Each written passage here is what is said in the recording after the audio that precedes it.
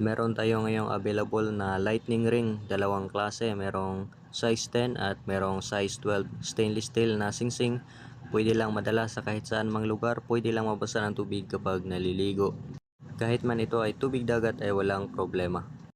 Ito yung size 12, merong guhit na barrel sa gilid at ito ay may mga laman na iba't ibang uri ng mga mutya na mga maliliit sa ilalim nitong singsing na ito na makikita nyo.